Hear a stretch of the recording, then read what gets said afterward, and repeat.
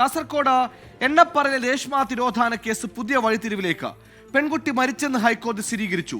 മുൻ അന്വേഷണ ഉദ്യോഗസ്ഥൻ റിപ്പോർട്ട് അംഗീകരിച്ച കോടതി കേസ് അന്വേഷണം വേഗത്തിലാക്കാൻ നിർദ്ദേശിച്ചു.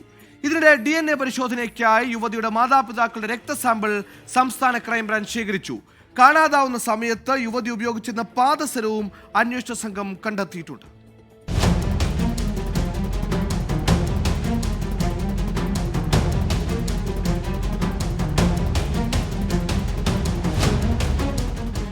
സംസ്ഥാന ക്രൈംബ്രാഞ്ച് നോർത്ത് സോൺ IGP പ്രകാശിന്റെ നേതൃത്വത്തിലാണ് നിലവിലെ കേസ് അന്വേഷണം. 2010 ജൂൺ 6 രേഷ്മയെ കാണാതായ ശേഷം 15 വർഷം നടത്തിയ അന്വേഷണത്തിൽ പെൺകുട്ടിയെക്കുറിച്ച് വിവരങ്ങളൊന്നും ലഭിച്ചിരുന്നില്ല.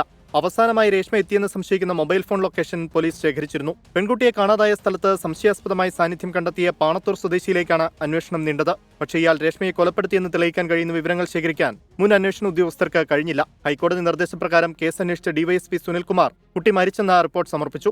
ഇതാണ് ഹൈക്കോടതി ശരിവെച്ചത്. പെൺകുട്ടി കൊല്ലപ്പെട്ടതാണോ ആത്മഹത്യ ചെയ്തതാണോ എന്ന വിവരങ്ങൾ ഇനി പുറത്തുവരണം. ഇക്കാര്യത്തിൽ വ്യക്തത വരുത്താൻ സംസ്ഥാന ക്രൈംബ്രാഞ്ചിനോട് കോടതി നിർദ്ദേശിച്ചു. രേഷ്മയുടെ മാതാപിതാക്കളുടെയും സഹോദരിയുടെയും രക്തസാമ്പിൾ സംസ്ഥാന ക്രൈംബ്രാഞ്ച് ശേഖരിച്ചു. മൃതദേഹാവശിഷ്ടങ്ങൾ അന്വേഷണ സംഘത്തിന് ലഭിച്ചെന്നും ഇത് സ്ഥിരീകരിക്കുന്നതിനുള്ള DNA പരിശോധനയ്ക്കാണ് രക്തസാമ്പിൾ എടുത്തതെന്നുമാണ് പുറത്തുവരുന്ന വിവരം. കാണാതാവുന്ന സമയത്ത് രേഷ്മ ഉപയോഗിച്ചിരുന്ന പാദസരവും അന്വേഷണ സംഘം കണ്ടെത്തിയിട്ടുണ്ട്.